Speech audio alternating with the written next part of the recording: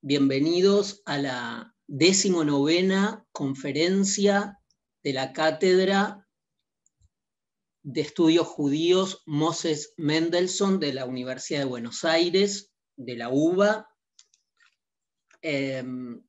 Hoy tenemos el gusto de contar con una conferencia que nos brindará Arnau Pons. Una breve presentación de Arnau Pons.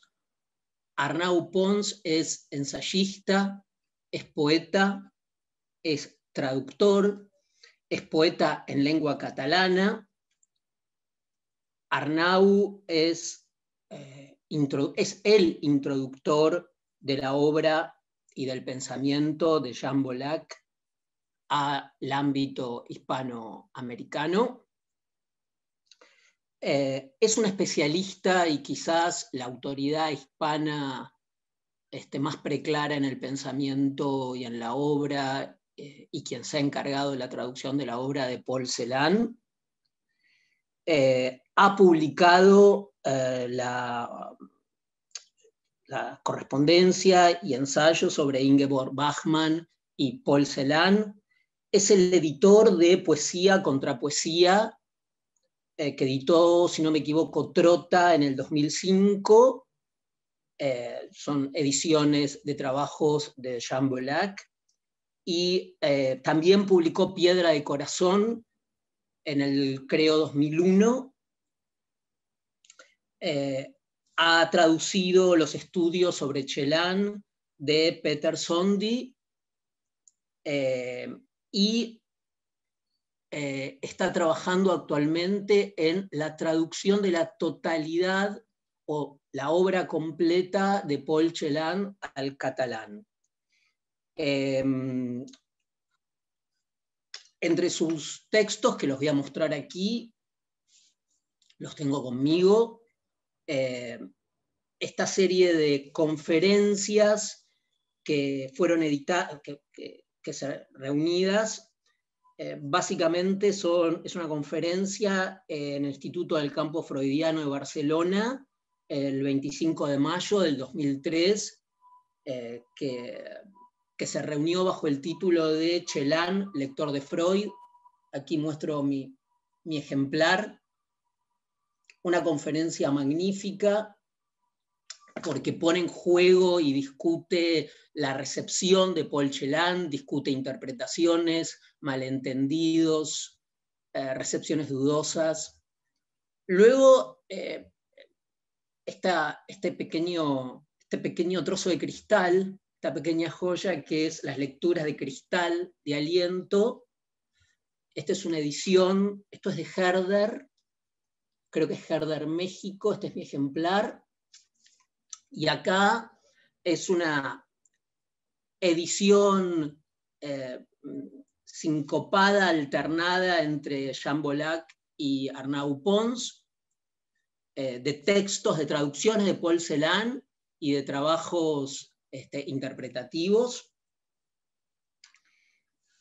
Y finalmente quedan un montón de otras traducciones, pero finalmente lo que creo que es una de las últimas traducciones y de trabajos interpretativos también de Arnau es la edición de Economía de lo que no se pierde, leyendo Simónides con Paul Celan, que, si no me equivoco, es una edición de Vaso Roto. Es un libro de Anne Carson, y lo que ha hecho Arnau es, ha estado a cargo de la traducción de la versión de los poemas de Paul Celan que figuran en el libro de Anne Carson. Decir además que es un amigo, que hemos discutido varios temas en relación con algunas recepciones y problemas del campo intelectual judío en los últimos años. Gracias a Arnau también conocí a Iván Segre, sobre el que hablamos mucho. Así que bueno, tenemos entonces el honor y el gusto de presentar a Arnau Pons en su conferencia sobre Paul Celan y las lecturas de Derrida y de Gadamer. Bueno, querido Arnau, bienvenido. Muchas gracias, Pablo. ¿Se me oye bien? Sí, perfecto. Bueno, para mí es un gusto, un honor que me hayáis invitado para hablar un poco, digamos, sobre lo que implica, ¿no?, en el ámbito, digamos, de la responsabilidad, de lo ético, de la lectura, a Celan, que es como ha dicho Pablo, es un autor que llevo trabajando desde hace muchísimo tiempo, y estar en la Cátedra de Estudios Judíos Moses Mendelssohn para mí, bueno, es un honor y me siento muy colmado con la sesión de hoy. Primero de todo, lo que voy a decir es que esto no va a ser una conferencia, es decir, mi intención no es la de leer un texto y que ustedes estén escuchando para al final pues hacer un debate, sino que más bien me lanzo a improvisar un poco, ¿no?, a partir de unos poemas que pasé a Alejandro y a Pablo para que los discutamos, para que los leamos, que son poemas que ya, digamos, tanto Bolak como yo mismo trabajamos juntos y por separado, y que aparecen en el libro que Pablo pues os enseñó, de Lecturas de Cristal de Aliento. Y hacer un brevísimo paréntesis de mini corrección, solo decir que en relación a Ingeborg Bachmann, pues la edición de la correspondencia que se hizo en México yo no tuve nada que ver, pero sí en digamos, en lo que es la interpretación de algunos poemas que Celan escribe a Ingeborg Bachmann y también a su mujer Giselle. Es un ámbito que me interesa, el de la relación entre ambos poetas, que ya, digamos, inauguró Jean Bolak en Poesía contra Poesía, en 2 capítulos de este libro, y luego pues citar a Jeanette Lozano, que es la editora de Vaso Roto y la traductora de este libro de Anne Carson. Y bueno, vamos a empezar la sesión de hoy. Para abordar la figura de Celan, sobre el que se ha escrito muchísimo y hay muchísima información en Internet, no vamos a empezar el relato a partir de Adán y Eva, como dice Adorno, que no es necesario es decir, que no es necesario ir a los orígenes mismos. Supongo que la mayoría de ustedes pues sabe que Celan nació en Chernovitz, el tipo de ciudad que era Chernovitz, el tipo de judío que también él era. Hay diversas biografías, incluso una en castellano, de John Felstiner. Tampoco voy a empezar in media res, es decir, ya en materia directamente, como solía hacer Jean Bolak, sino que buscaré más bien un punto medio. Y también tengo en cuenta pues, que ustedes están ahí, ¿no?, y que pueden pedir la palabra. Como dijo, o como le gustaba decir a Buber, somos relación, y por tanto esto es una invitación a debatir juntos y que aparezcan pues dudas y críticas. Todo es bienvenido. Primero de todo, hay que tener en cuenta que la sesión de hoy se sitúa en el ámbito de lo que se llama la relación filosofía-poesía. Es decir, algo que ya tiene un cierto recorrido, y que podemos situar, o que a mí me interesa situar, a partir esencialmente de Heidegger, ¿no? Fue Heidegger el que, digamos, a partir de un momento determinado, le dio a la poesía un estatus importante, ¿no? El estatus del lugar donde puede resurgir o donde puede aparecer el ser. Es decir, para Heidegger, y resumo y voy muy directo en muchas frases, voy a ser seguramente excesivamente directo, pero resumiendo mucho, Heidegger sitúa poetas, o a los que poetizan y los que piensan o filosofan, los sitúa como los que custodian la casa del ser, que es la lengua. Entonces, digamos que la sesión de hoy busca un poco este ámbito, ¿no? Por otro lado, hay que tener en cuenta que Celan, en tanto que poeta, fue un lector de filosofía. Leyó muchísimos filósofos, muchísimas obras. Hay un volumen publicado en Francia que se llama la Bibliothèque Philosophique, la Biblioteca Filosófica, que da testimonio de las lecturas que hizo Celan, de una parte de su biblioteca, y por tanto aparecen los filósofos, los rastros, las anotaciones, los subrayados que él hizo en muchísimos libros, y por tanto es un poeta que en cierta medida pues se encara, ¿no?, a los filósofos y mantiene una relación, es decir, los poemas interpelan, ¿no?, interpelan textos, ¿no?, textos filosóficos, pero no solamente filosóficos. Por otro lado, lo que hay que decir también, que creo que es importante, es que Celan tuvo una relación en vida que fue, digamos, no exenta de una cierta tensión, de ciertas dificultades. Por un lado, con Heidegger, y tenemos el poema Todtnauberg, que, digamos, es un poco, no solamente este poema, pero este poema es el que se ha puesto como ejemplo de este encuentro entre el filósofo tocado por la destrucción de los judíos de Europa el poeta tocado por la destrucción de los judíos de Europa y el filósofo que se adscribió al nacionalsocialismo, ¿no? Y por otro lado, tenemos la célebre frase de Adorno, que dice que escribir poesía después de Auschwitz es un acto de barbarie, ¿no? Por tanto, tenemos estos dos filósofos, que serían Heidegger por un lado y Adorno por el otro, y en medio, ¿no?, Celan, casi como buscando una corrección de ambos. Es decir, que ambos utilizaran su poesía como un correctivo de lo que escribieron o de lo que pudieron decir y a lo cual se pudieron sumar, ¿no? Por otro lado, también hay que tener en cuenta que la fama de Celan, ¿no? Celan es un autor muy leído, citado, lo vemos en textos, sus frases se usan casi como señuelos, ¿no?, a veces casi como epígrafes mágicos, ¿no?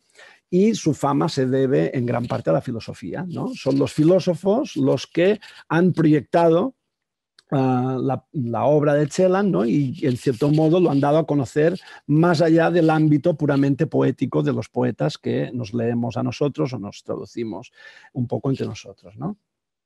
Y por último, decir que la obra de Celan aparece como el terreno más, digamos, por decirlo de alguna manera, como más, que ha tenido más resonancia, ¿no?, como el terreno de conflicto de diferentes tipos de lectura. Es decir, como si su poesía fuera un lugar, una arena, ¿no?, donde los filósofos o tendencias filosóficas tienen una especie de pugna, ¿no?, entre ellas, ¿no? Bueno, entonces, una vez hecho, digamos, esta introducción y teniendo en cuenta pues, que nos situamos entre poesía y filosofía, mi intención de hoy va a ser un poco interrogar, ¿no?, las prácticas de lectura de dos filósofos en concreto, como son Gadamer y Derrida, porque ambos escribieron sobre Celan y son los libros de ambos pues, bastante traducidos y conocidos, pues, y hacer, digamos, este gesto desde una toma de posición, que es la mía, que tiene, digamos, que en su momento dado se solidarizó con la de Jean Bollac, ¿no?, mientras él vivió. El testimonio de esta solidaridad es, por ejemplo, Piedra de Corazón y Poesía contra Poesía. Y, digamos, esta toma de posición se ancla o se fundamenta en la idea de que existe una diferencia entre lo que yo llamo el sentido de un texto y la significación de un texto.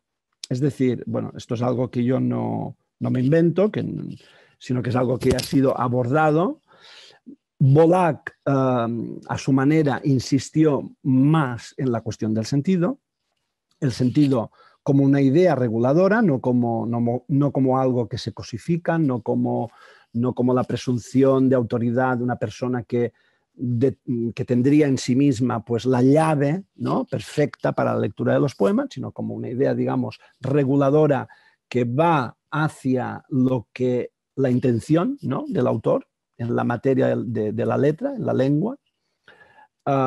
Y por otro lado, la significación, pues que es un concepto que Bolak a veces cita o sugiere, pero sin plantearlo de un modo tan claro como yo lo estoy haciendo ahora, que es algo que, por ejemplo, sí que ha hecho Antoine Compagnon en un libro que se llama Le démon de la théorie, el demonio de la teoría, y que se encuentra traducido en El acantilado. Hago un breve paréntesis con esto para decir que en la traducción castellana, sens y significación se traducen por sentido y significado. Yo creo que aquí el traductor introduce un concepto, bueno, de significado que yo pienso que no es el que debería de ser. Es decir, significación en francés se puede traducir también por significación y entonces tendríamos el sentido que está del lado del autor, es la intención del autor, es lo que el autor, la toma de posición del autor ante la tradición, por ejemplo, o ante los acontecimientos que él vive en un momento dado, o ante un texto, ante un encuentro, ¿no?, que esto es algo, digamos, bastante evidente en el caso de Celan o de los poemas de Celan, y la significación como situada del lado del lector, como lo que el texto genera, evoca, sugiere en mi subjetividad, de acuerdo a mis lecturas, mis experiencias, etcétera, etcétera, etcétera, ¿no? Esto es algo que antes incluso de Antoine Compagnon hubo un profesor que no está traducido, creo yo, que era Eric Donald Hirsch, que traje aquí al menos uno de sus libros. Hirsch es un autor que plantea en este libro, por ejemplo, Validity in Interpretation, o en este otro que serían los instrumentos de la interpretación, ¿no? Hirsch plantea de un modo ya mucho más teórico, ¿no?, mucho más explícito esta idea, ¿no?, de, por un lado, el sentido y por otro, la significación, y por tanto que cuando leemos tenemos que trabajar con estas dos ideas reguladoras, ¿no? Es decir, ¿cuál es la intención del autor? Y cuál es, digamos, lo que el texto sugiere en mí, independientemente, ¿no?, de un modo libre, espontáneo, de acuerdo a mi subjetividad y a mis experiencias. Supongo que ya de entrada muchos de ustedes, si conocen la obra de Derrida, ya verán que aquí ya aparece un primer obstáculo, ¿no?, una primera dificultad, ¿no?, de entendimiento, porque Derrida, resumiendo mucho, ¿no?, y con el peligro que esto implica del resumir, Derrida lo que plantea un poco es, digamos, en cierto modo, pues la caducidad del concepto del autor en tanto que autoritas también, ¿no? Es decir, Derrida, no, y también en muchísimos casos, pues la idea de sentido o que la traducción vale tanto como el texto original. No voy a entrar ahora en estos repliegues complejos del pensamiento derridiano, pero me imagino que muchos de ustedes ya ven ahí que hay, digamos, un cierto, ¿no?, una fuerte dificultad ante el planteo que yo hago y la manera que tiene Derrida de hablar del texto y de abordar los textos literarios, ¿no? Dicho esto, para no alargarme excesivamente, vamos a entrar en el caso de Gadamer y justo después vamos a pasar al de Derrida y a continuación pues los poemas, ¿no? La cuestión de Gadamer, bueno, Gadamer es un autor ampliamente conocido. En los diferentes viajes que he podido hacer a América, pues he visto que en las universidades tiene un peso fundamental, también en Europa. Verdad y método es un libro, digamos, inevitable, ¿no?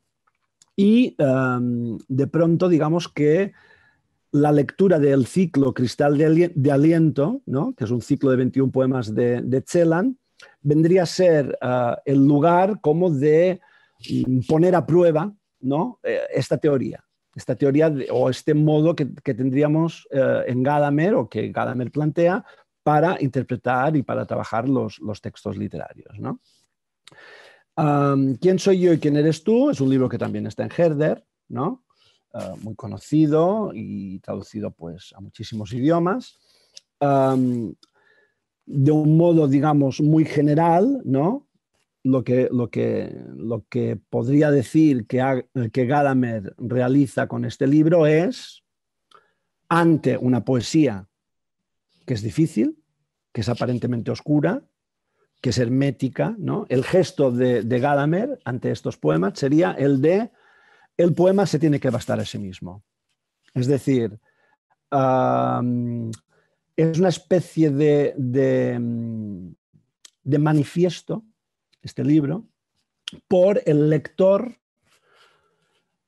que se atreve a leer algo complejo a pesar de la complejidad. Es como si dijera, lo que yo sé, lo que el lector sabe, es suficiente para poder leer e interpretar el texto. No es necesario que la poesía se convierta en una ocupación de eruditos o de iniciados, sino que yo, con mis lecturas, puedo abordar un poema de Celan porque en la poesía de Celan, ¿no?, encuentro toda una serie de verdades comunes que nos unen como lectores, y hay una fusión de horizontes, que es un concepto gadameriano que los que han leído a Gadamer conocen, ¿no? Y por tanto, digamos, hay una verdad que reside en cada uno de los poemas de Celan, hay una verdad común, ¿no? Y hay una Eucaristía, es decir, todos encontramos ahí una verdad común. Eucaristía en el sentido no es irónico.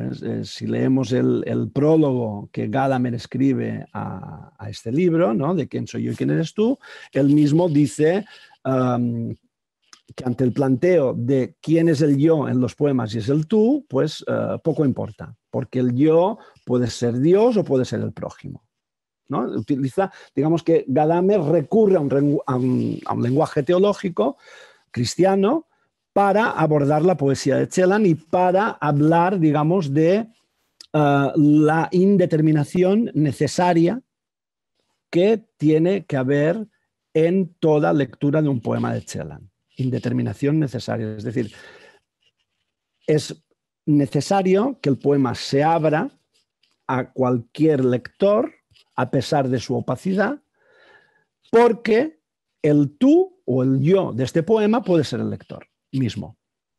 Es como que el lector concluye, acaba, finaliza esta especie de gesto, ¿no?, creativo que tiene el poeta, que incluso le sobrepasa, ¿no? Es como que el artista o el poeta, al escribir, produce un artefacto que va más allá de sus propias manos, y este artefacto, una vez recogido por el lector, cobra su pleno sentido, porque el lector puede llenar, como llenamos una botella, ¿no?, de un líquido, puede llenar de contenido experiencial, común, ¿no?, universal, todo poema de Celan.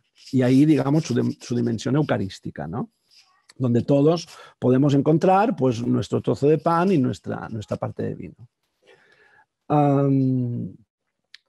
Esto, evidentemente, viene, en cierta medida, pues, de este legado heideggeriano, en el cual, digamos, o según el cual, en el poema surge, en todo poema auténtico, de todo poeta auténtico, surge el ser, ¿no? Es decir, es esta verdad, Heidegger, digamos, que ha elevado la poesía a un estatus de reveladora del ser y de la verdad, ¿no?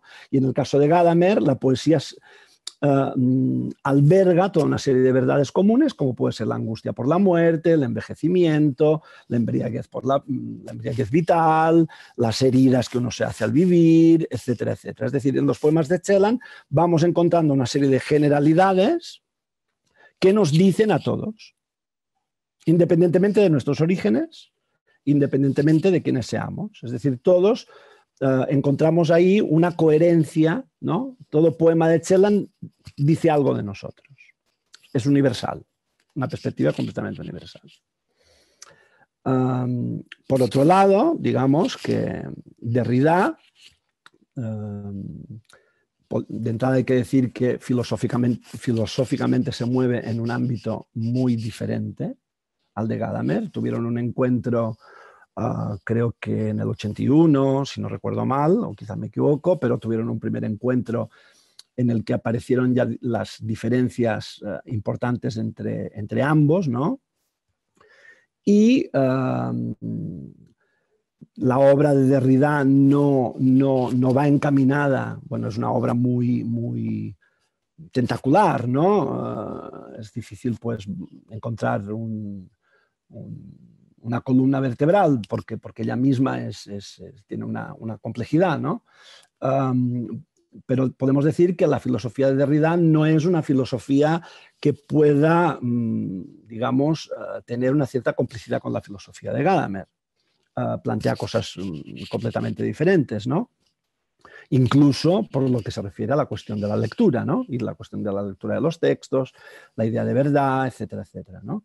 Incluso la idea de método, ¿no?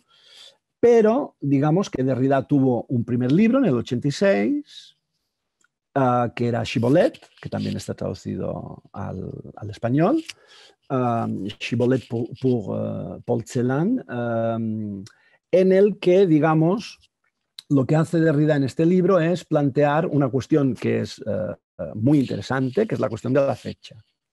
Es decir, a partir del meridiano, en el que digamos que es el discurso de Celan, ¿no? Cuando le dieron el premio Büchner, a partir del meridiano, Derrida va extrayendo pues algunas ideas, la de la fecha, ¿no? Y cuando Celan dice que todo poema tiene su 20 de enero, ¿no? Y esta idea de la fecha como, digamos, algo que es, por un lado, pues, que se escapa, porque todo poema ha sido escrito en una fecha que el lector desconoce, por tanto hay una idea ahí como de algo escondido, ¿no? La fecha como lo irrepetible, porque puede haber una efeméride, ¿no? de una fecha, de un acontecimiento determinado, pero la repetibilidad de esta fecha pues nos asegura este hecho fatal de lo irrepetible, ¿no? Y es, digamos, un discurso en el que Celan, el de Shibboleth me refiero, es un discurso por parte de Derrida en el que Celan más bien habla poco.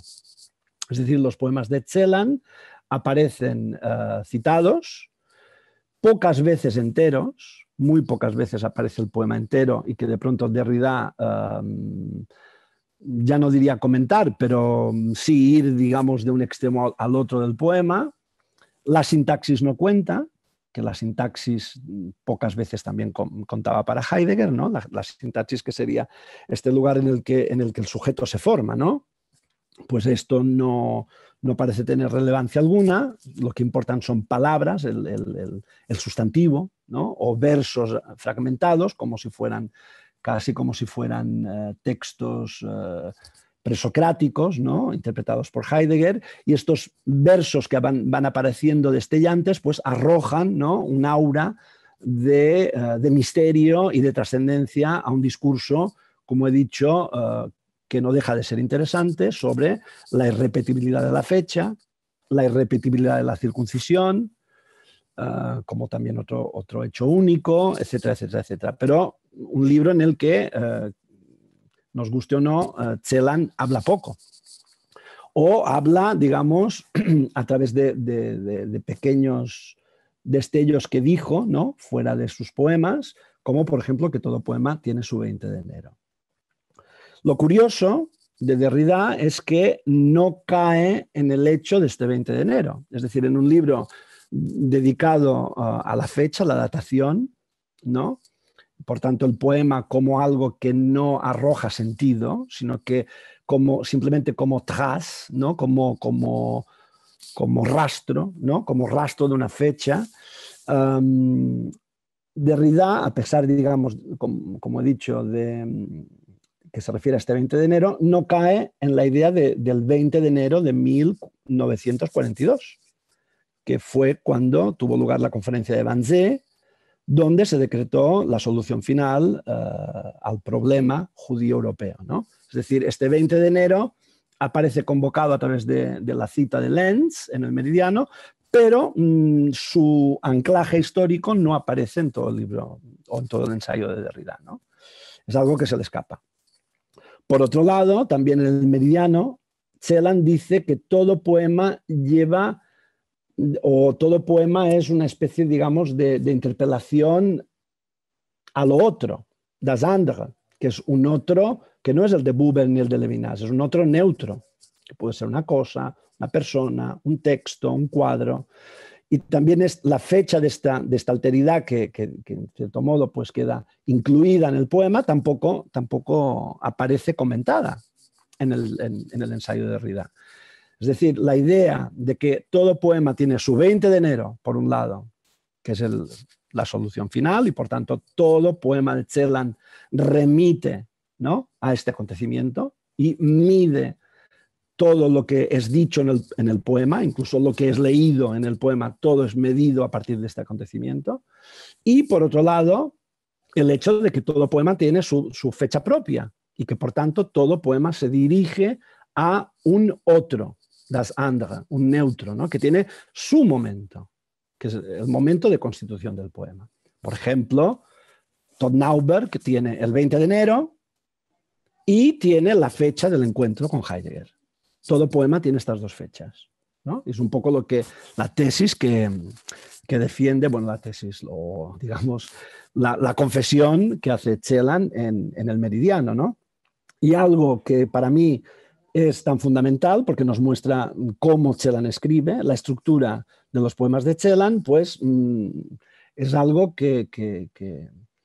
sobre lo cual se pasa, ¿no? Es decir, se habla de la fecha, se habla de la efeméride, se habla de lo escondido que hay en cada poema, y esta especie, digamos, de fecha escondida o fecha enterrada dentro de cada poema hace que el lector pues, no pueda nunca abrir esta privacidad del poema, ¿no? Es como que el poema son efectos de lo privado, ¿no? Y la fecha sería un poco esta muestra de lo privado que queda fechado y que queda escondido, y por tanto para el lector es simplemente un rastro, ¿no? Los poemas serían rastros y cada uno de nosotros puede mantener una relación que en el caso de Derrida es casi como la de un coreógrafo, porque es un escritor muy dotado, ¿no?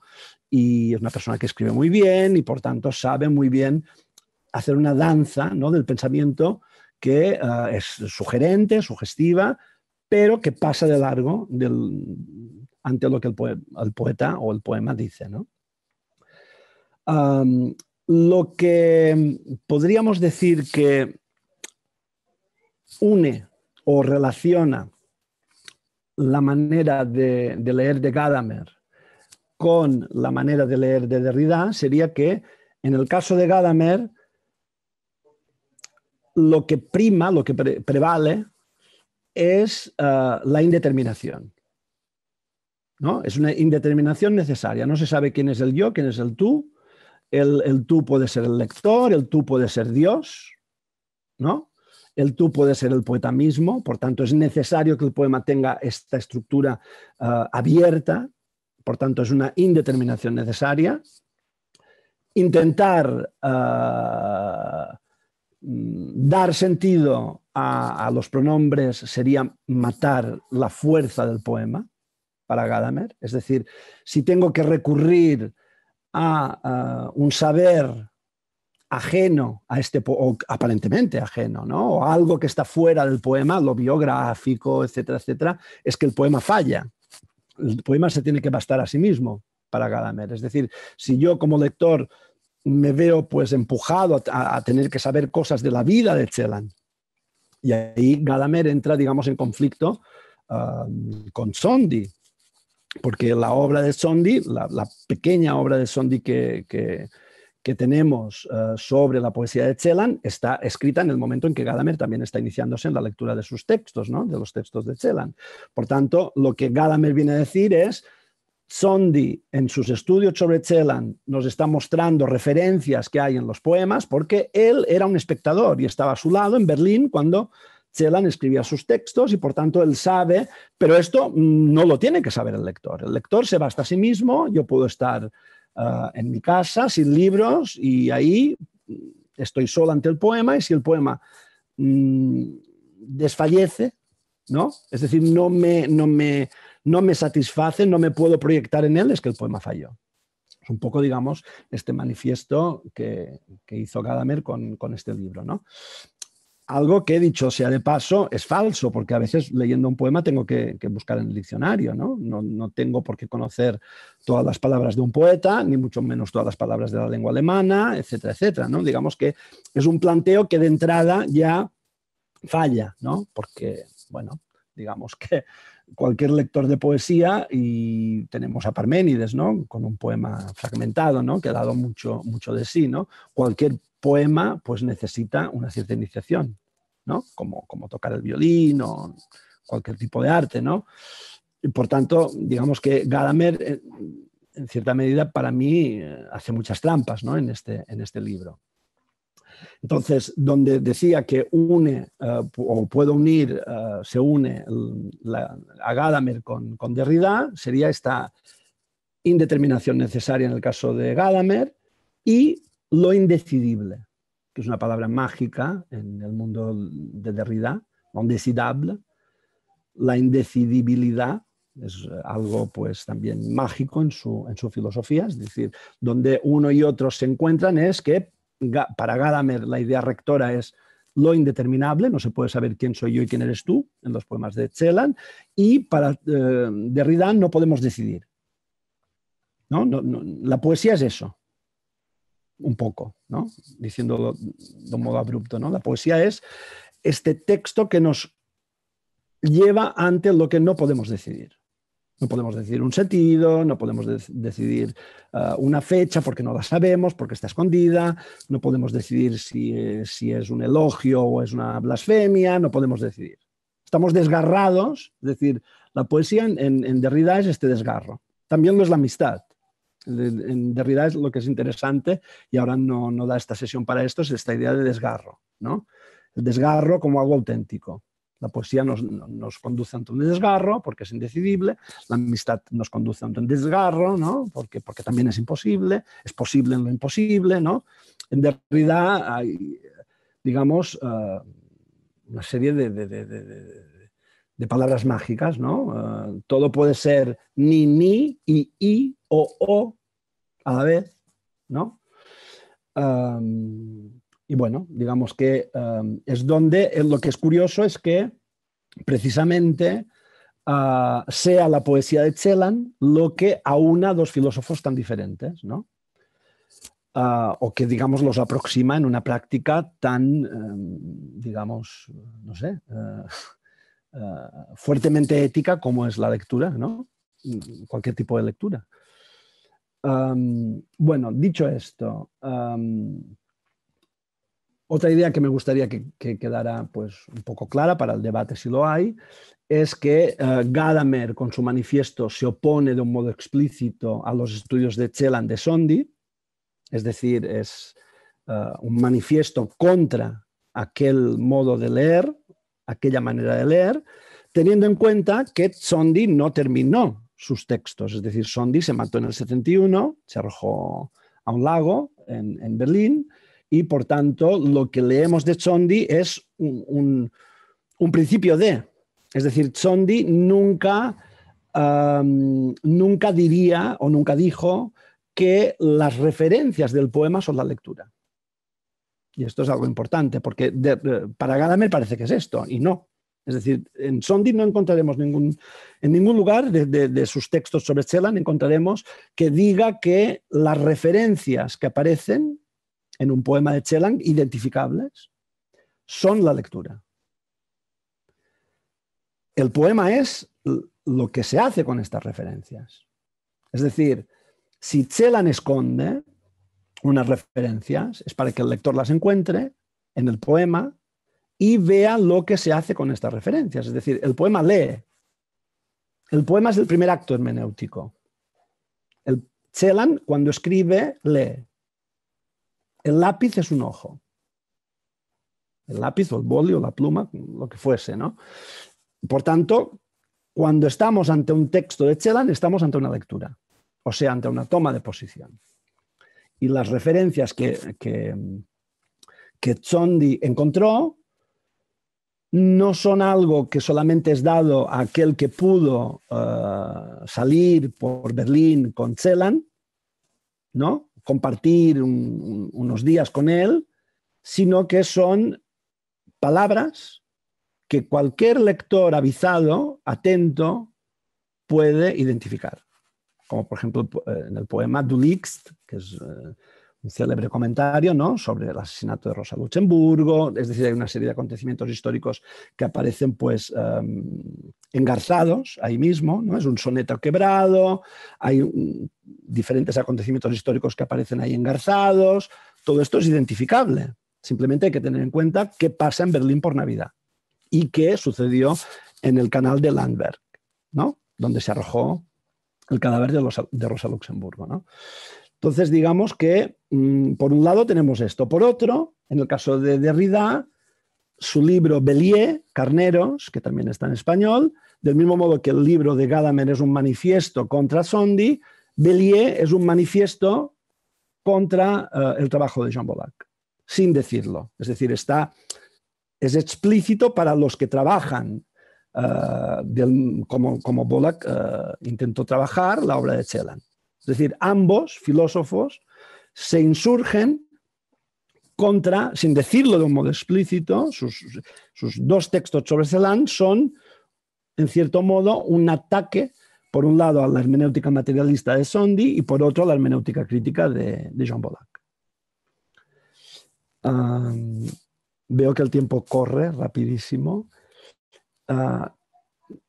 Bueno, podemos ir a los poemas, ¿no? Porque es el lugar, digamos, donde todo se produce, si os parece.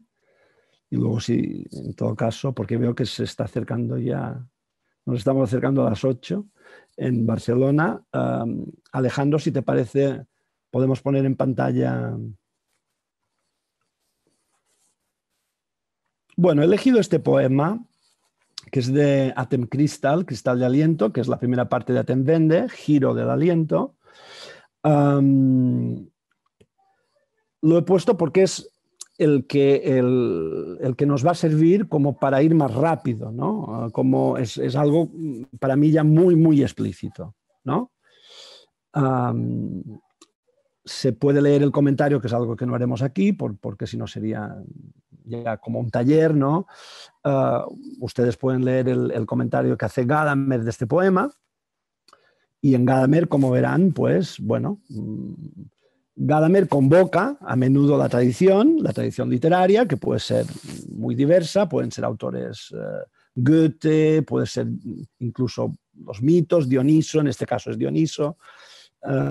Es decir, para Gadamer, el poeta lo que hace en cierta medida es afirmar la tradición, afirmar la verdad que lleva la tradición consigo misma, ¿no? Esto por un lado. Y por otro, lo que hace Gadamer es anular cualquier tipo de idioma, es decir, de lengua de arte. Gadamer interpreta los poemas de Celan con el alemán ordinario, con el alemán de todo el mundo, universal, por decirlo de alguna manera, ¿no? No hay en su lectura ninguna conciencia de que Celan pueda escribir un contraalemán o un alemán que reniega de lo que hizo el alemán. Es decir, los poemas de Celan se inscriben en una tradición germánica que asienta las bases de la verdad de esta tradición. No hay ningún atisbo de que Celan con su poesía pueda cuestionar o pueda criticar o pueda poner una distancia o pueda acusar.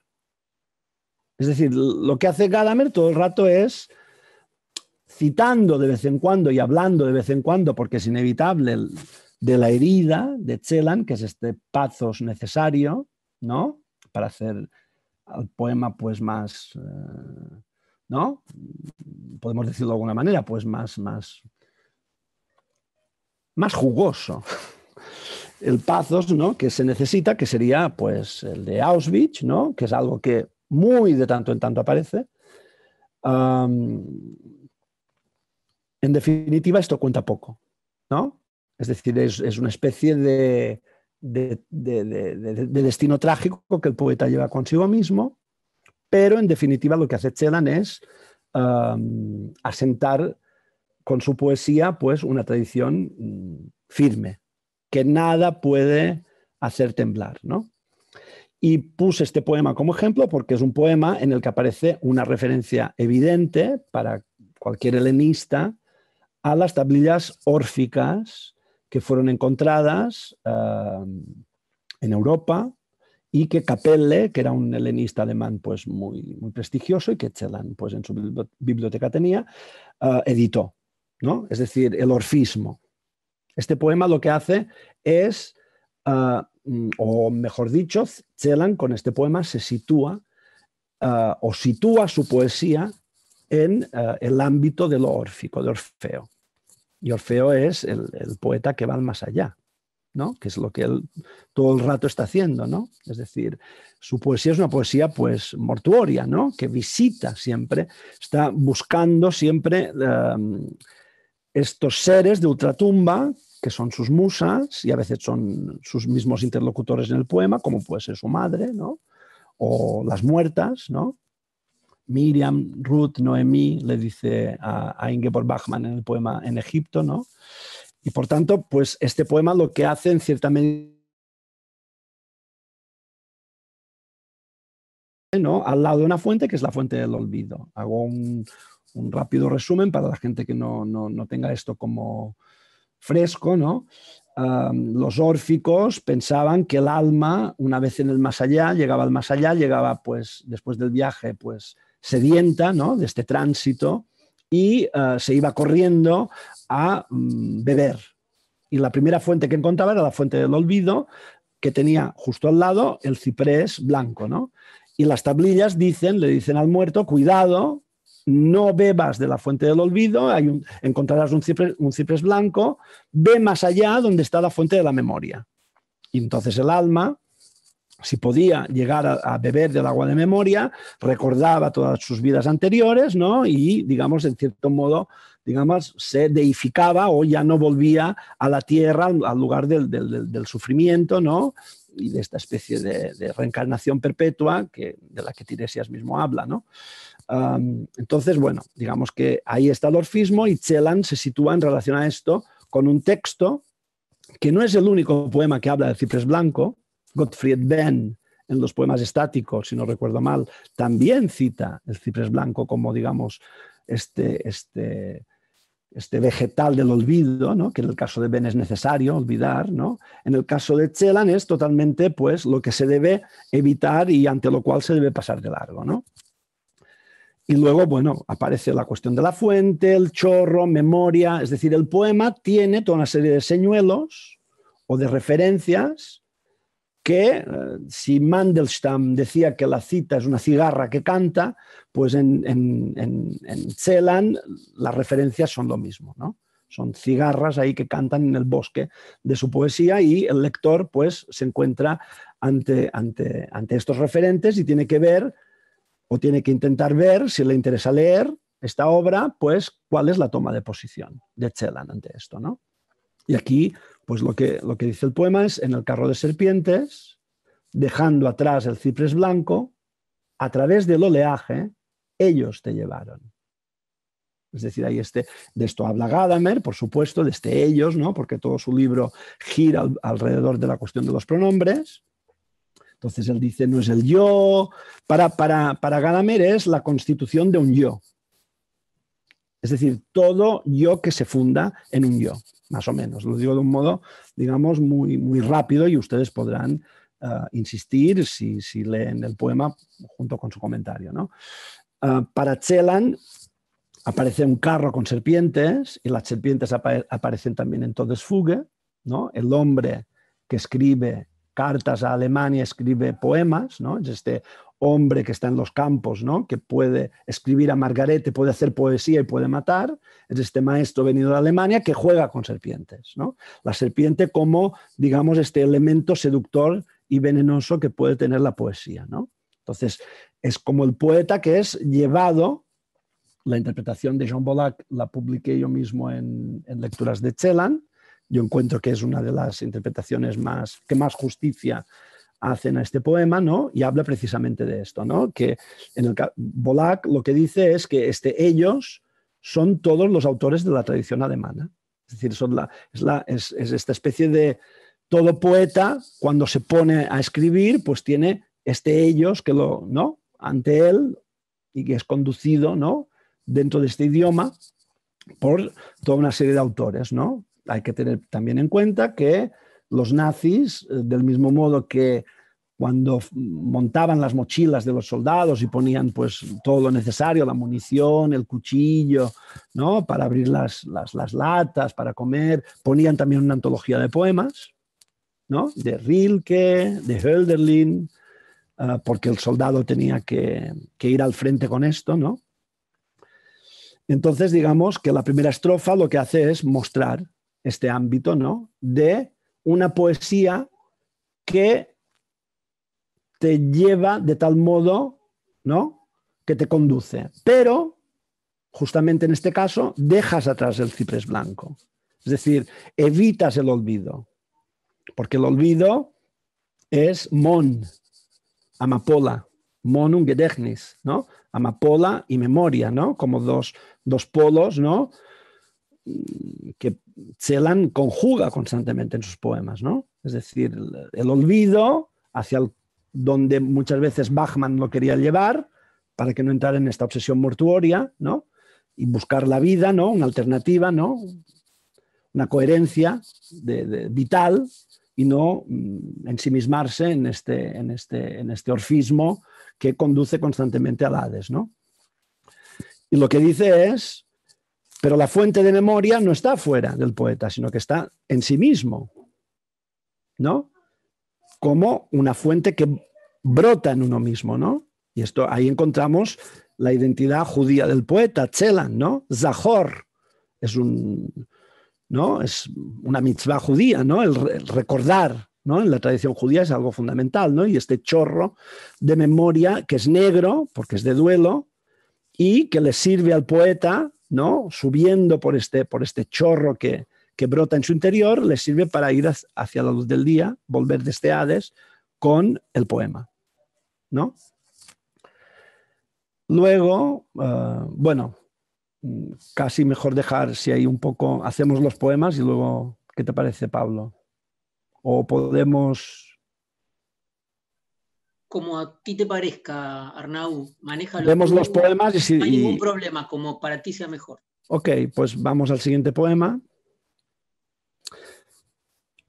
Lo que puedo decir todavía de este poema que hemos visto ahora es que es curioso porque los traductores no entendieron bien el poema. Es decir, en la segunda estrofa, en el verso penúltimo, Strahlgedächtnis, que yo traduzco por chorro, porque es una fuente que chorre, ¿no? que expulsa un agua, ¿no? Que borbotea, no sé cómo se diría en español. El traductor castellano, o bueno, hay varios traductores castellanos, Strahl en alemán puede ser rayo de luz. Puede ser un rayo de luz, que es lo que traducen normalmente los traductores, rayon en francés, que también es rayo, pero claro, ni en castellano, un rayo de agua no se dice en castellano. En cambio, en alemán se dice Strahl, Wasser, ¿no? Un chorro de agua. El Strahl alemán puede servir tanto para la luz como para un líquido. En catalán es igual. Tenemos esta suerte de ser un poco alemanes con esto, ¿no? Es decir, raig, esta palabra puede ser un raig d'aigua o un raig de llum, ¿no? El raig, como Strahl, tiene ¿no? Y aquí los traductores, pues ni franceses entendieron, ¿no? Con lo cual, digamos que cuando leemos a Gadamer traducido, también van apareciendo las dificultades que puede tener legítimamente, porque todos nos equivocamos, ¿no? Yo también soy falible, ¿no? Pero digamos que todo esto pues arrastra toda una serie de... Cada traducción es una interpretación, ¿no? Y por tanto, que yo sepa, hasta ahora ninguna traducción de este poema a una lengua románica tradujo bien esta estrofa. Bueno, esto es un apunte que hago precisamente por la cuestión de las fuentes, ¿no? La fuente de olvido y la fuente de memoria, ¿no? Bueno, pasando al siguiente poema para hablar del caso de Derrida, este poema aparece en el libro Bélier, Carneros. Como he dicho, Carneros es un libro que Derrida escribió cuando murió Gadamer. Derrida es un filósofo que trabaja mucho sobre la emoción, sobre lo emotivo, sin decirlo. Es decir, escribe libros que sitúan al lector ya de entrada en un lugar de fuertes emociones. Con lo cual, a veces es difícil encontrar en uno mismo un punto de discrepancia, porque la emoción como que te coge, ¿no? Bueno, coger es un verbo pues, que no se tiene que usar en Argentina, pero que te imbuye, ¿no? La emoción te imbuye. En este caso, pues Gadamer escribe Bélier como un texto pues, de homenaje a un filósofo cuando acaba de morir. Es algo que hace con Blanchot, es algo que hace con Levinas, Adieu, ¿no? Es decir, Derrida es un filósofo que trabaja mucho poniendo al lector o al oyente en el lugar de la pura emoción. Y esto hace que no puedas pensar, porque la emoción te embota, te sobrecoge, ¿no? Es decir, está hablando de Gadamer, le está haciendo un homenaje cuando murió. Entonces, cualquier diferendo, cualquier palabra que pueda soltar ahí una nota discordante, se ve muy mal, ¿no? Porque es como ir a un entierro y soltar un despropósito, ¿no? Entonces, hay que tener en cuenta esto, ¿no? Es decir, Derrida trabaja siempre o muy a menudo en la sacralización, no tanto en la esencialización, porque conoce perfectamente los peligros que esto conlleva, ¿no? Como por ejemplo, pues, con el caso de Heidegger, o si esencializa lo hace en un segundo grado, ¿no? Pero trabaja mucho en la sacralización del testimonio, ¿no? De la ceniza, del bendecir. Constantemente aparecen palabras religiosas, ¿no? En su obra. Y por tanto hay esto que digo, ¿no? Esta especie pues, de emotividad que se impone, ¿no? Y de teologización sin Dios, ¿no? Pero produciendo el efecto que se produce cuando hablamos de Dios. Creamos o no en Dios, ¿no? Esta especie como pues de lugar de la trascendencia, ¿no? Y bueno, digo esto porque es algo pues recurrente, ¿no? Esta necrofilia en Derrida. Este poema sería, desde mi punto de vista, es una especie de arte poética. Es decir, ahí, así como en el poema anterior, lo que hace es historizar a Orfeo, es decir Orfeo en el siglo XX soy yo, ¿no? Y Hades es esto que os enseño, esto que cuesta tanto de que miréis, le dice a los alemanes, ¿no? En cierto modo, Celan es un poco como Artaud, que busca ser aplaudido por sus enemigos. Es decir, él hace una poesía para hacer aplaudir a un auditorio que lo está escuchando donde hay nazis o hijos de nazis. Y Artaud un poco buscaba también hacer textos que hicieran que el psiquiatra que lo trataba se tuviera que quitar el sombrero, ¿no? Decir, bueno, está loco, pero es genial, ¿no? Un poco tienen este punto en común, ¿no? Pues este poema, el de Vasta bóveda incandescente, es un arte poético, o arte poética, como digan. un arte poética donde, digamos, él define simplemente lo que está haciendo. Si hace un rato se presentó como Orfeo, aquí se presenta como un poeta que utiliza esta vasta bóveda incandescente del cielo, ¿no? Donde se ha producido una especie de inversión de la imagen, ¿no? Es decir, es como que lo negro es blanco y lo blanco es negro. Es decir, cuando miramos un cielo estrellado en el que el cielo sería blanco y los astros son negros, que sería, digamos, y con la infinidad de estrellas, ¿no? Que sería esta herencia de Abraham que ha sido exterminada, ¿no? Es decir, todos los muertos.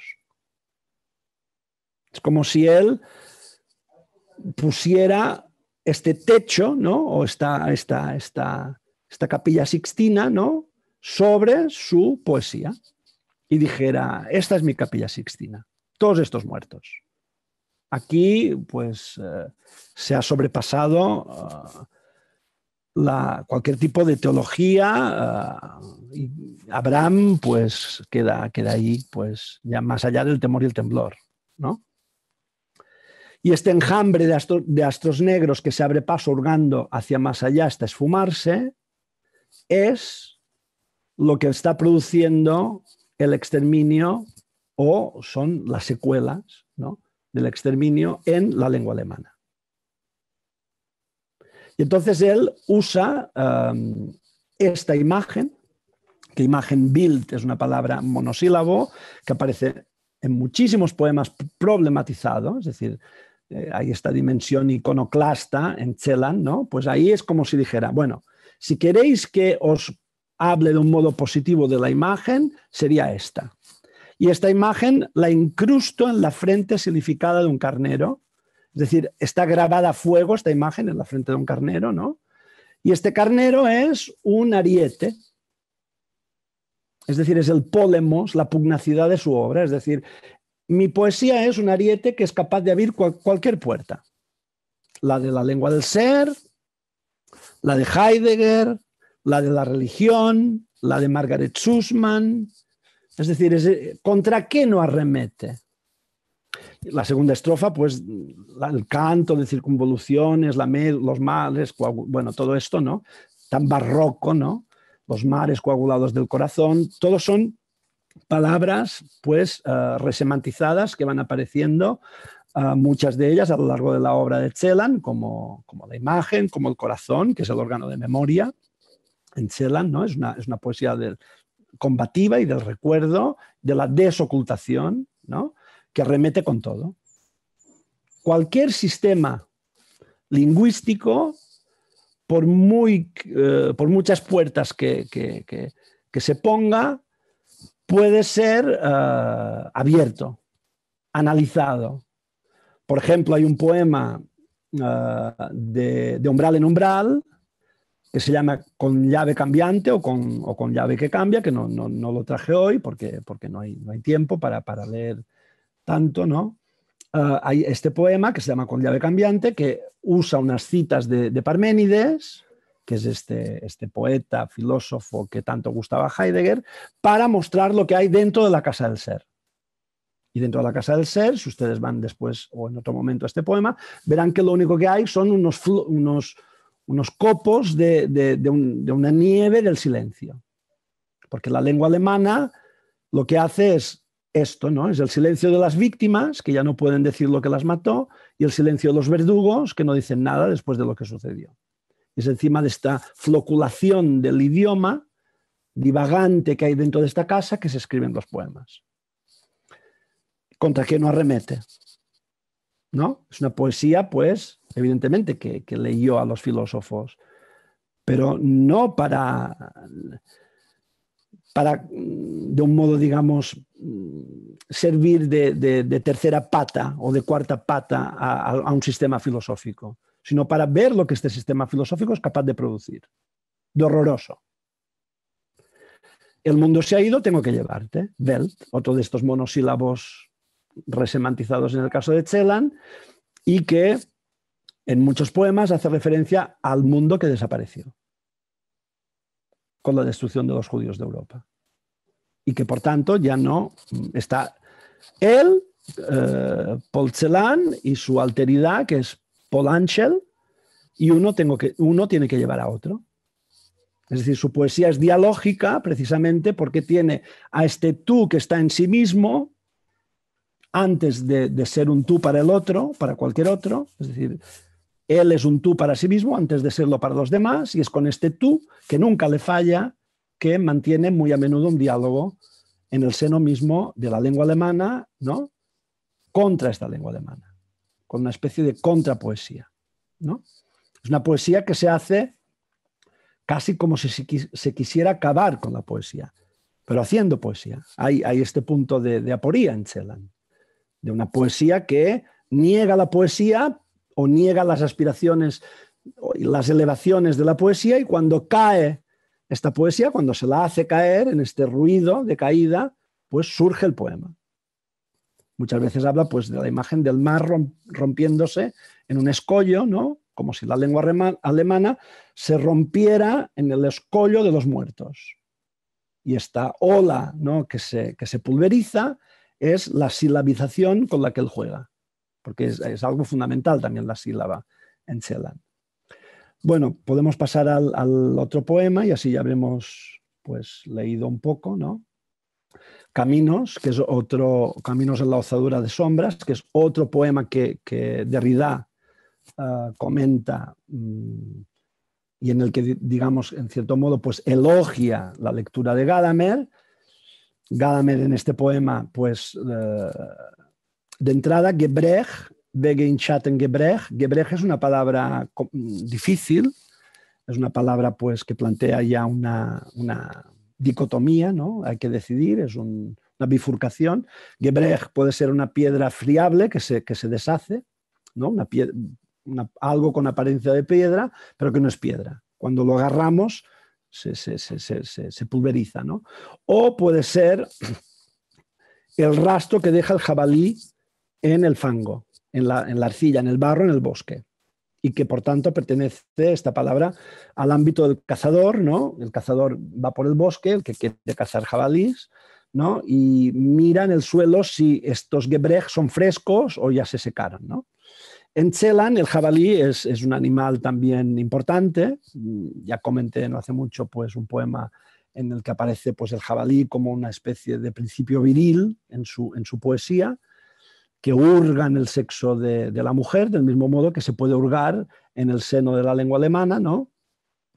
Y para Gadamer, en definitiva, este poema lo único que hace es mostrar de qué modo la bendición de Dios se ha petrificado. Es decir, de qué modo hoy en día pues Dios desapareció de nuestra vida, ¿no? Es decir, es el Dios abscóndito que lanza unas bendiciones petrificadas, y el poeta lo que nos recuerda es que vivimos en esta especie de intemperie de la religión, ¿no?, de intemperie divina.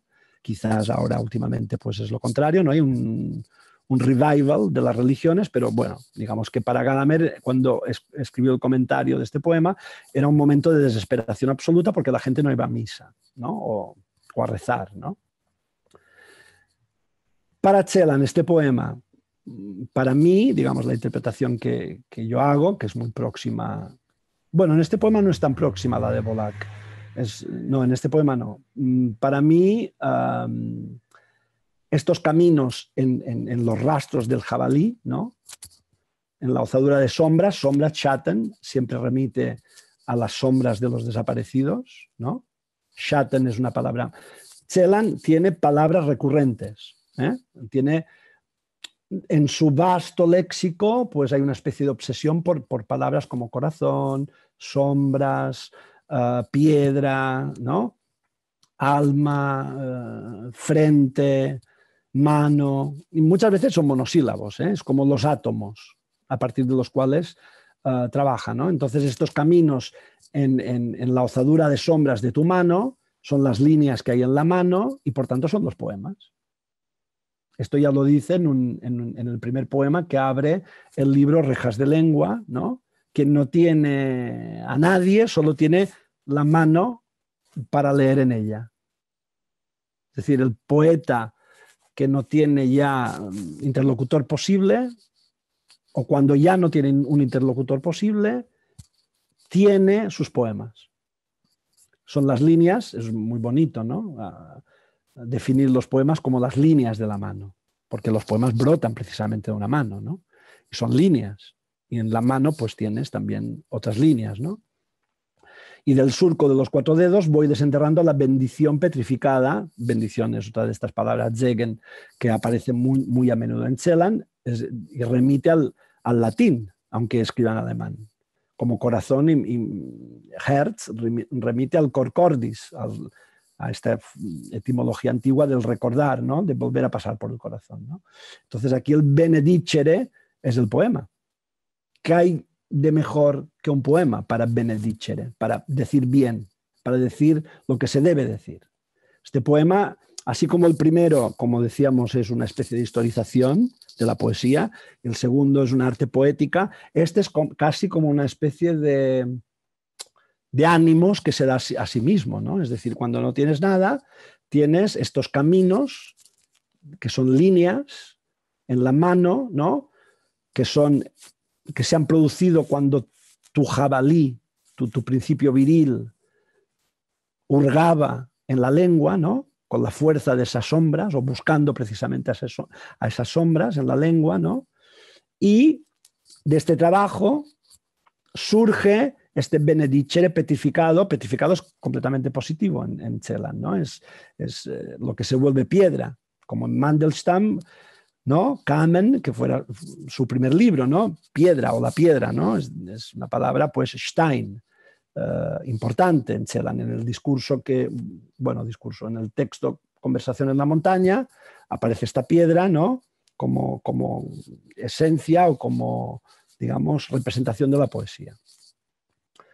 Bueno, yo no veo la hora porque tengo ahí una imagen que me tapa mi reloj. No sé cómo vamos de tiempo, Pablo. Tranquilo, vos seguí como No, digamos arbitramos. que si hay... Bueno, ya... Si hay preguntas o dilemas o discrepancias, todo es bienvenido. Podemos abrir entonces las opiniones, preguntas.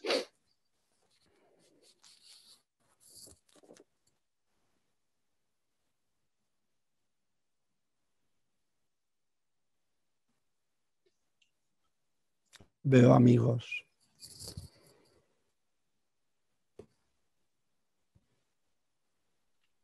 Enrique, tenés la mano levantada, ¿querés hacer una pregunta?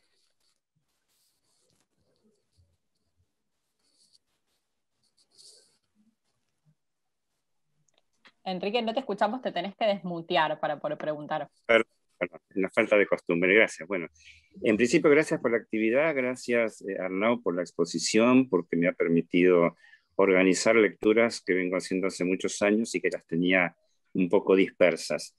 Quería decir lo siguiente, entre estas dos posiciones, una que es la de la indeterminación necesaria del poema, es decir, que el poema se basta a sí mismo y que uno está solo frente al poema y el poema lee, como había dicho, como algunos críticos de arte dicen, el cuadro piensa, entonces no es necesario tener más noticias porque el cuadro piensa.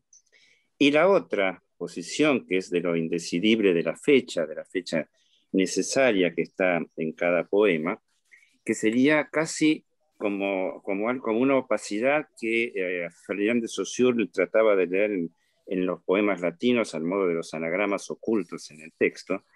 Pensaba que habría una manera que por lo menos el modo en que a mí la exposición de Arnau me llevó, es a ubicar como un tercer elemento, que es la traducción. Porque, bueno, Paul Celan está muerto, el alemán que él escribió, es tanto intraducible a su época como intraducible al alemán de hoy, y para los que no leemos alemán, nos tenemos que conformar con las traducciones. Y pensaba, por ejemplo, en el modo en que Felstiner traduce Todesfuge, que no se guía ni por el sentido ni por la significación necesariamente, sino por acercar al lector en una lengua la sonoridad de la lengua alemana, acercar al lector al poema original. Y pensaba cuando Arnau trabajaba aquel poema, el primero de los tres, en donde la palabra chorro o rayo estaban en cuestión, que tal vez destello podría ser algo que pueda tener una significación similar para estas lenguas. Me parece que la traducción, que es todo lo que tenemos de Paul Celan, aunque lo leamos en alemán, lleva justamente al que traduce a una posición intermedia, me parece, o que tome en cuenta las dos posiciones entre lo indecidible y lo indeterminado. Quería saber qué opinaba Arnau de esta lectura. Gracias. Bueno, es una cuestión fundamental. Es decir, Celan es intraducible como lo es Góngora o Mallarmé, ¿no? Y en el caso de Celan, quizás hay que añadir el hecho de, digamos, la historización, ¿no? Es decir, cuando yo traduzco a Celan al castellano o al catalán, pues no aparece esta lengua que fue utilizada por los nazis, ¿no? Para hacer lo que hicieron, o no necesariamente o directamente que utilizaron los nazis, pero que los nazis sí usaron para, ¿no? Para sus fines o para decorar lo que hicieron, ¿no? Por tanto, es una cuestión que es fundamental, fundamental. Yo, ante esto, digamos, ante esta cuestión de lo indecidible, lo que hago es recurro un poco a lo que Jabés llamaba, ¿cómo decirlo? Como que el texto genera texto. Es decir, como que Jabés se refiere a la tradición judía y dice que, bueno, que la Biblia está en el centro y luego aparecen los comentarios, ¿no? Y por tanto, digamos que en mi caso, si no me queda más remedio, pues evidentemente traduzco lo que yo quiero transmitir y puedo transmitir. Y hoy me dejé la cuestión fundamental de la música. Celan no solamente era un melómano, sino que la música tiene un papel fundamental en su poesía, no solamente en Todes Fuge, sino que aparecen los términos musicales, cello Einsatz, bueno, aparece la música ahí desparramada porque precisamente también no solamente está Heidegger, sino que está Adorno. Adorno situaba la música muy por encima de la poesía. Para Adorno la música era lo que se podía desprender completamente de lo icónico y lo material, ¿no? Entonces, la cuestión musical en Celan es fundamental. No solamente está la cuestión del sentido, sino que también está la cuestión de lo que suena, ¿no? Y que también se tiene que tener en cuenta cuando se traduce a Celan, ¿no? ¿Qué sonoridades trabaja, ¿no? Porque a veces es áspero y a veces es... la paronomasia también le sirve para dar una cierta música a sus poemas, etcétera, etcétera, ¿no? Entonces, remito otra vez a Jabés, es decir, lo que yo suelo hacer es comentar. Me gusta mucho comentar los poemas que traduzco. A partir de ahí, pues puede surgir el galameriano que diga, bueno, todo esto sobra, porque el poema se basta a sí mismo. Yo no digo que el poema no se baste a sí mismo, para mí se basta. Ahora bien, como Benjamin, yo pienso que la traducción convoca, o mejor dicho, toda obra convoca diferentes traducciones para poder desenrollar ahí el contenido de verdad que posee. Es decir, en este sentido soy benjaminiano y creo que con la traducción, pues, despliego una parte de lo que con el comentario no puedo dar y viceversa. Pero como que ambos trabajan de un modo solidario. Es decir, la traducción se solidariza con el comentario y viceversa. Y me gusta comentar a Celan del mismo modo que me gusta traducirlo y ahí pues hago un poco de ónkelos, ¿no? Es decir, doy lo que creo que no pude dar traduciéndolo. en el comentario, ¿no? Sí que tengo que decir que en el caso de Gadamer, el poema, no es que el poema lea, ¿eh? El poema lee para Celan, o cuando Celan escribe un poema, este poema lee.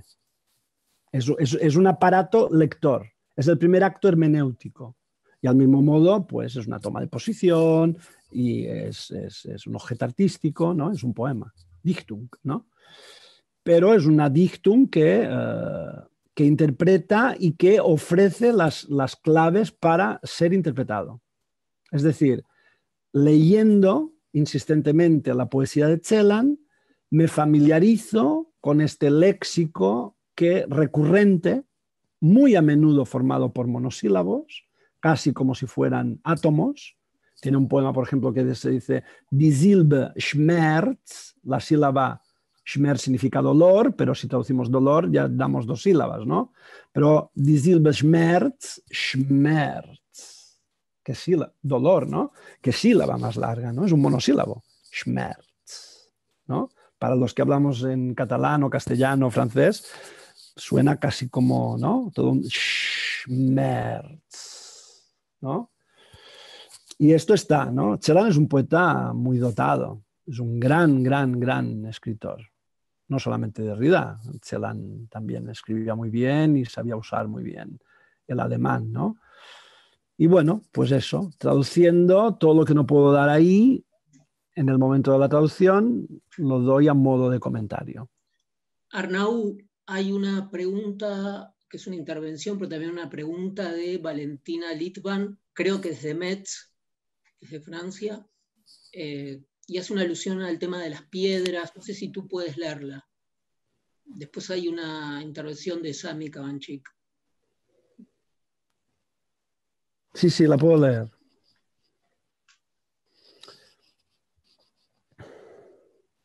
Sí, dice algo que es fundamental, Valentina. Es decir, la lápida es una piedra y los poemas son lápidas.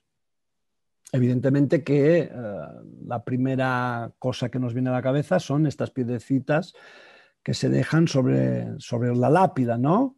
Y que evidentemente, pues casi de un modo natural nos viene a la mente, ¿no? En Celan, Stein, que es la piedra, que es un monosílabo, se pone en relación con Stern, que es la estrella, que también puede ser el poema, y con Stirn, que es la frente. Stein, Stern, Stirn. Casi es Schoenberg esto. Que Celan pues, se consideraba, así como Adorno se excitaba enormemente con Schoenberg, ¿no? Y lo consideraba pues como el heredero genial de Wagner, ¿no? Celan se crispaba, ¿no? Porque veía que Adorno no sabía leer este dodecafonismo de su poesía, ¿no? O esta especie, digamos, de atomización también de la música que producía Stein, Stern, Stirn, ¿no? Con esta tríada, ¿no? Y que las tres dicen el poema, ¿no? La piedra, la estrella y la frente como lo que se enfrenta, ¿no? Como una confrontación. ¿Contra qué no arremete? El ariete tiene una frente, ¿no? Es la frente lo que permite, la frente del ariete lo que permite, pues, de hacer saltar la puerta, cualquier puerta, ¿no? Entonces, sí, evidentemente está la cuestión de la lápida, que no tienen los muertos a los que se refiere Celan, ¿no? Y en referencia a la cuestión de la ley, lo que me gustaría, en cualquier caso, decir es que Celan va más allá de la teología. Es decir, así como hay una especie de rivalidad inicial entre la religión y la poesía, es decir, al principio de todo, ¿quién fue primero, ¿no? Si la poesía o la religión? Son los poetas los que se inventan a los dioses, o los nombres de los dioses los ponen los poetas, y esto es algo que Artaud en Heliogábalo pues desarrolla de un modo pues muy divertido y magistral, ¿no? La religión pues tiene esta especie de como de envidia, ¿no? Porque no tiene este don, ¿no? Y por tanto hay una rivalidad desde el inicio entre religión y poesía. Esta rivalidad que existe y existirá, pues como que se zanja en la poesía de Celan. Es decir, Celan se ve a sí mismo como Moisés, llevando a los 6 millones de muertos a la tierra prometida de un más allá en su obra. Hay poemas de Celan que surgen después de una lectura de Scholem, por ejemplo, ¿no? Porque, bueno, Celan también tuvo sus tensiones con Scholem, ¿no? Porque Scholem no quería hacer los deberes, no quería leerlo. Y esto lo enojaba muchísimo a Celan, ¿no? Pero después de leer a Scholem, escribe poemas, ¿no? Y en uno de estos poemas se presenta a sí mismo como Moisés, conduciendo a los 6 millones de víctimas por este desierto de la lengua alemana, ¿no? Y de silencio heideggeriano y de girar, ¿no? Pasar página o girar, ¿no? La cara hacia otro lado y no querer ver aquello que es evidente, ¿no?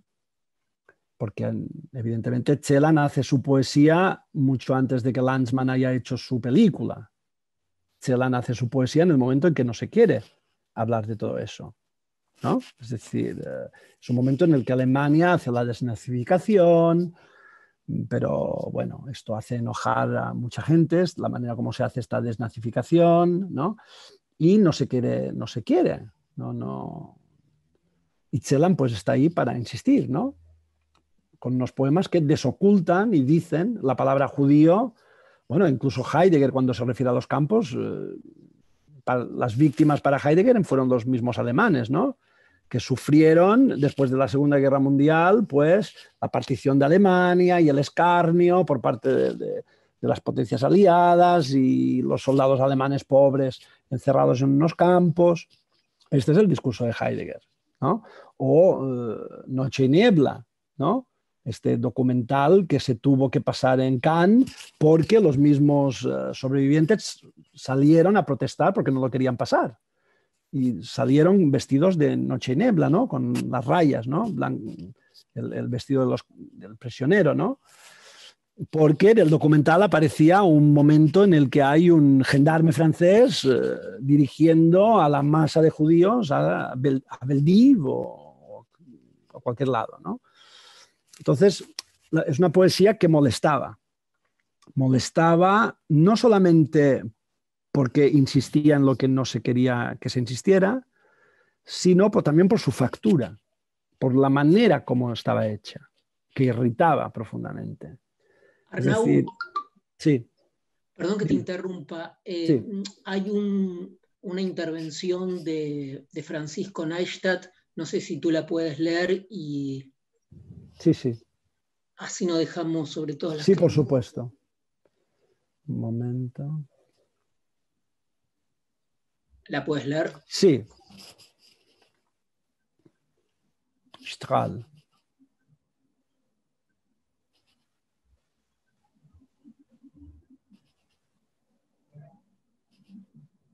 No sé si todos tienen acceso al chat y pueden leer la pregunta. Sí, no, la cuestión de Francisco es sobre la palabra Strahl. Si no hay que ver en ella, más allá del rayo o del chorro, algo así como una irradiación, como una especie de aura en la acepción judía del término que acompañaría a los muertos. Yo de entrada me remito a las tablillas órficas porque yo creo que son el hipotexto, ¿no? Es decir, aquello a partir de lo cual se forma el texto.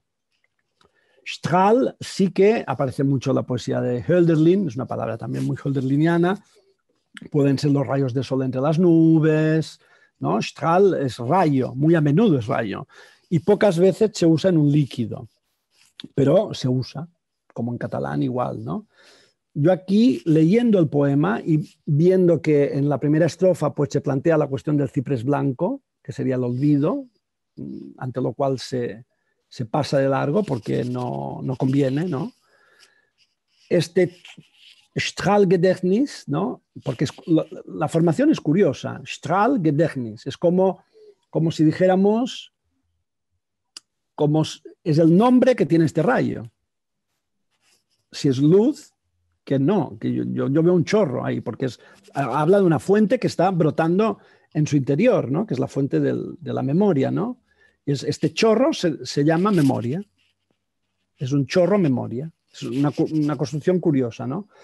Yo de entrada, pues, me cuesta de ver ahí la cuestión esta de la aureola de los muertos, porque es como que él va trepando, como un Orfeo que sale del Hades, ¿no? Va trepando, en alemán sería trepar propiamente, o ir subiendo, ¿no? Por este chorro hacia la luz.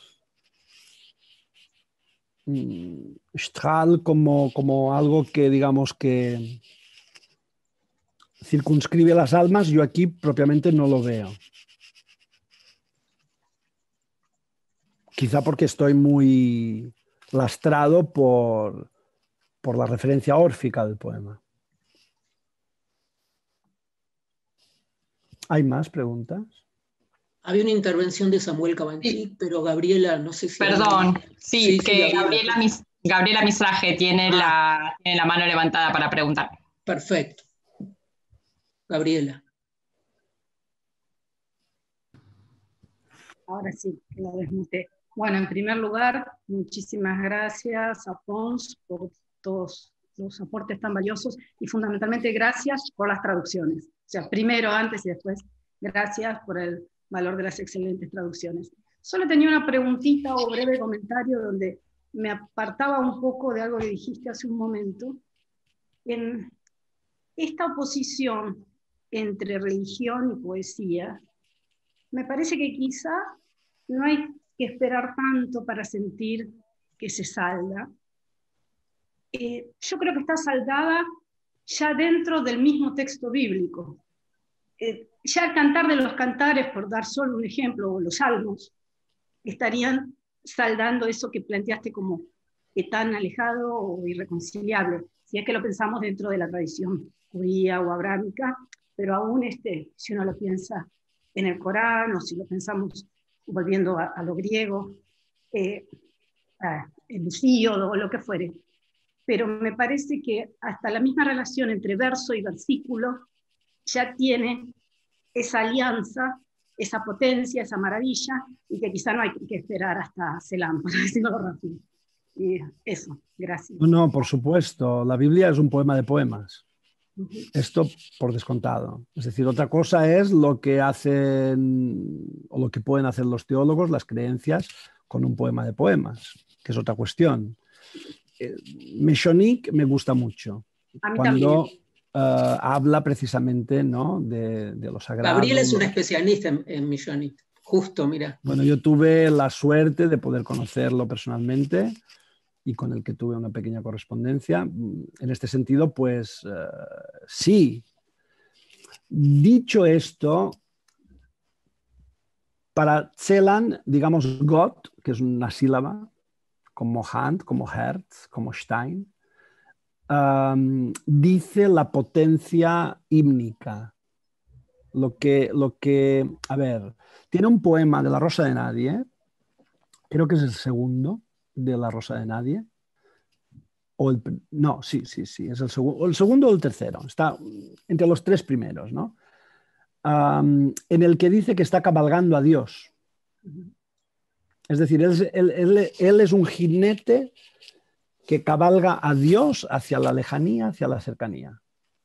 Y se produce un relincho. Ambos relinchan, jinete y caballo. Y la poesía de Celan es eso.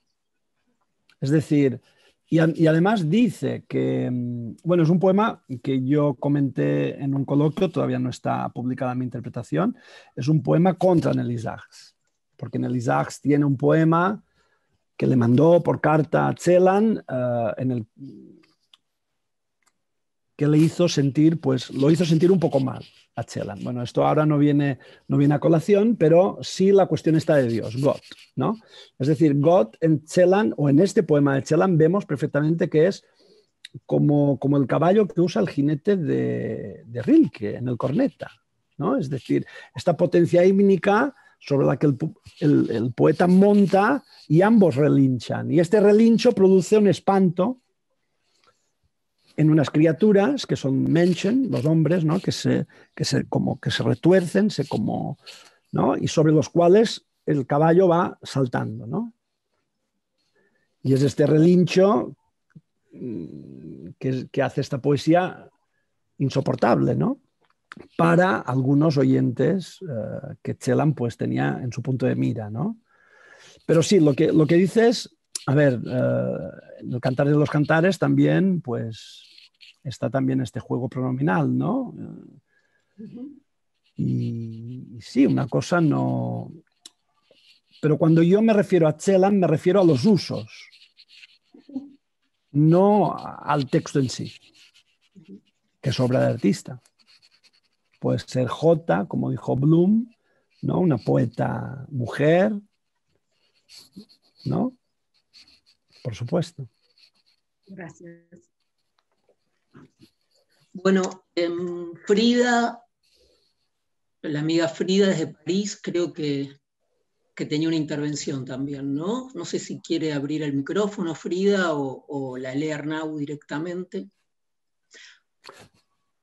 Creo que no hay pregunta de Frida. Creo que igual la quiere formular. Frida, desmuteate y si querés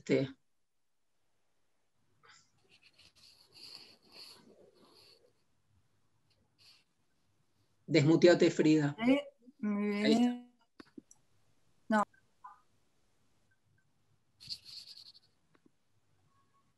No se escucha. Ahí. ¿Ahora? Sí, perfecto. Sí, hola a todos. No, lo escribí, es un pequeño comentario, ¿no? Sí, ahora recién lo veo, sí, perdón. Que de la misma manera que tiene esa potencia todos los monosílabos, siempre como Strahl mismo, que es un monosílabo, ¿no? El Schmerz, Claro. y todos esos. También tiene una manera de componer con el G adelante. Sí. Y hacer colectivos, ¿no? Por eso está la cosa de Gebrecht, él podría haber hablado de Brüche, ¿no? O de pedazos, ¿no? Sí, pero al poner adelante el G... Gesprechen Gebirg. Sí, exactamente, siempre pone ese verbo que viene ahí. Es que muy está irónico en Celan, activo, agarrado dentro de un G que le hace una abstracción colectiva en realidad. Bueno, era eso. Exacto, es un colectivo que se vuelve como una especie de unicidad. Eso. Gestein también lo usa para Stein, Gestein, ¿no? Sí. Incluso juega con el Stern, Gestern, ¿no? Es decir, este G que Bolak lo interpretaba como una especie de alusión a lo germánico, GG, ¿no? Germania, ¿no? Sí. Porque en Celan está el delirio de la sílaba y el delirio de los prefijos. Bueno, podríamos alargarnos enormemente porque muchos de sus poemas están, pues, las palabras están cortadas, ¿no? Y evidentemente ahí juega con la magia del alemán, ¿no? Que es esta lengua tan precisa y tan, a la vez tan perfecta para escribir, ¿no? Y el hecho de descomponer los verbos que se descomponen o como tú misma señalas, ¿no? Este ge, hace que el lector también se vaya fijando en la silabización.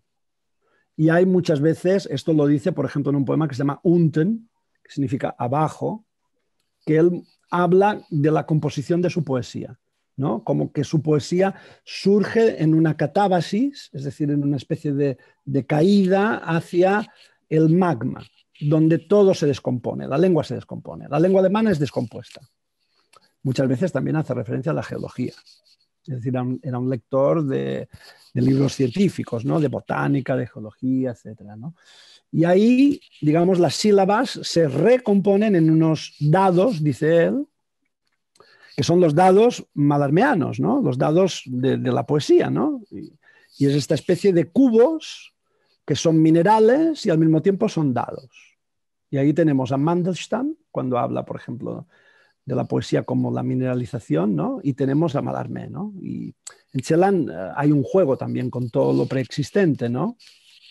Él destruye, digamos, en relación a lo que es la gran tradición alemana y al mismo tiempo pues tiene sus aliados para esta destrucción, ¿no? Y son a diálogos muy potentes, ¿no? Como Mallarmé, ¿no? Es como una historización. La poesía de Celan vendría a ser como un Mallarmé muy atento a la historia, a los desastres de la historia, ¿no?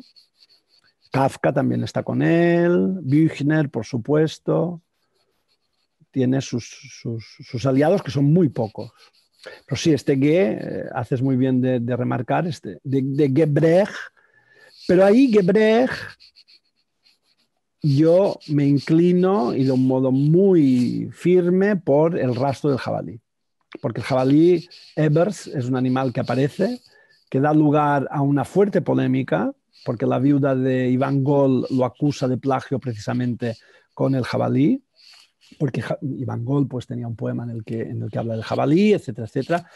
Claire Gol, muchos saben o no saben, no sé, fue la viuda de Iván Gol, ambos judíos, y ella se dedicó pues, a perseguir durante toda su vida a Celan, diciendo pues, que había plagiado la obra de su marido, Iván Gol, con el que Celan pues, entabló una amistad importante, porque, entre otras cosas, cuando murió Gol a los 50 años de leucemia, hizo albacea a su mujer, Claire, y a Celan al mismo tiempo, ¿no? Y supongo pues, que la viuda no pudo soportar este amor, ¿no? También entre Iván Gol y Celan, ¿no?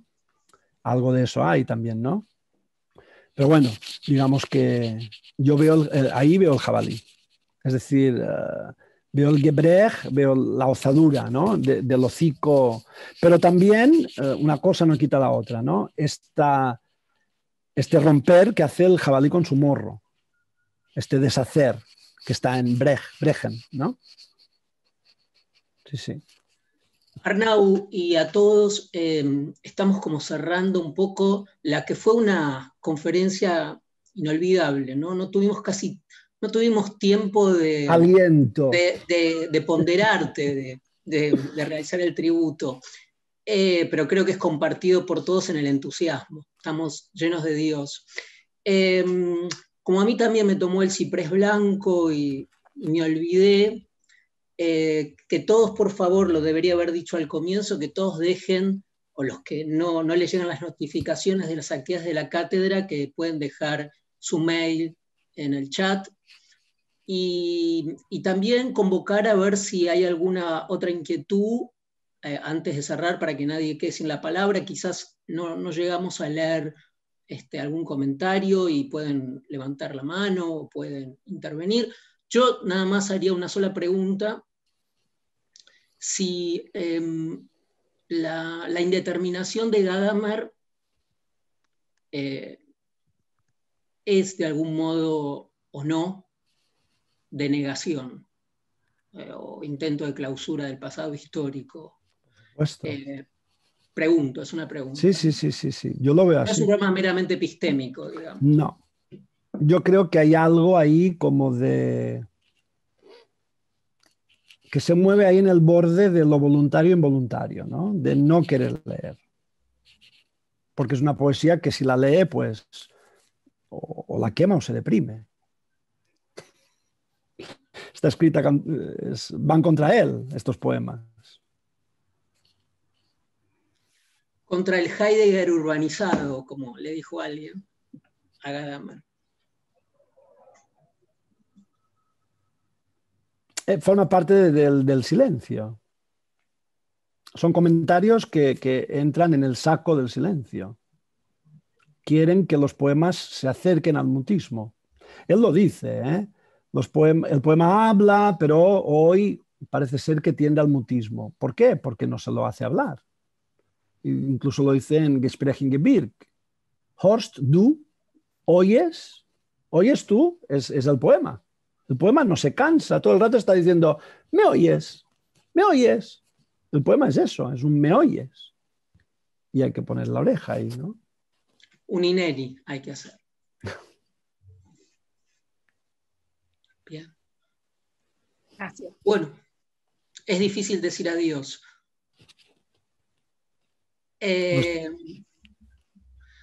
Nada, nos damos un hasta luego. Nos quedamos con el jabalí. Perfecto. Bueno, un gusto. Que has escrito un gran trabajo sobre el jabalí, que lo leí. Si quieres comentar algo sobre ese trabajo. Bueno, si lo quieres compartir con la gente que esté interesada, pues sí, fue una lectura que hice también a través de la pantalla en México, con México. Y es este poema del jabalí, ¿no? Que está de umbral en umbral, que es un poema sobre, bueno, digamos un poema de amor y en cierto modo también escrito para, por y tras Giselle, ¿no? Pero es un poema que plantea el lugar del erotismo en una poesía del combate. Es decir, de qué modo Eros tiene su lugar en Tánatos. No es un dúo, sino que es de qué modo Eros es legítimo en el discurso de Tánatos, ¿no? Y es un poema así, pues hurgando la lengua y hurgando como un jabalí, ¿no? En el sexo de la mujer que colabora con esta empresa de memoria. Sí. Y hay un juego interesante de palabras porque, bueno, nuez, ¿no? Nuss en alemán es un monosílabo también, y es el clítoris de la mujer, y hay un juego ahí con el glande, ¿no? Que no es dicho, pero en alemán es la bellota. Bellota y glande se dicen igual. Entonces aparece, sin ser dicho, hay este pretexto, ¿no? Antes del texto, que el glande y la bellota son una fruta, un fruto. Y el clítoris es nombrado como nuez, ¿no? Y hay un juego con el corazón también, ¿no? Porque en la tradición judía el corazón se circuncida como el glande, ¿no? Y hay como una especie de red de relaciones en este poema, pues que me parece sumamente interesante y leíble. Bueno, Arnau, una maravilla. Bueno, les agradecemos a todos, le agradecemos sobre todo a Arnau. A ustedes por escucharme. Por favor, agradecemos a mucha gente que se está comunicando está participando, ¿no? Sin Eucaristía, pero participando de esta, que tampoco es una comunión, vamos a evitar todo este repertorio que nos trabaja tanto. Es un compartir. Compartir. Entonces, los esperamos en la próxima conferencia y les agradecemos a todos que están participando desde diversos sitios, esta reunión casi transatlántica, ¿no? En este momento. Casi. Bueno. Literalmente transatlántica. Muchas gracias. No, por favor, como Gombrowicz. Muchas gracias, Arnau, una abrazada forta y gracias, Pablo, hasta mañana. Nos vemos mañana. Chao. Hasta luego.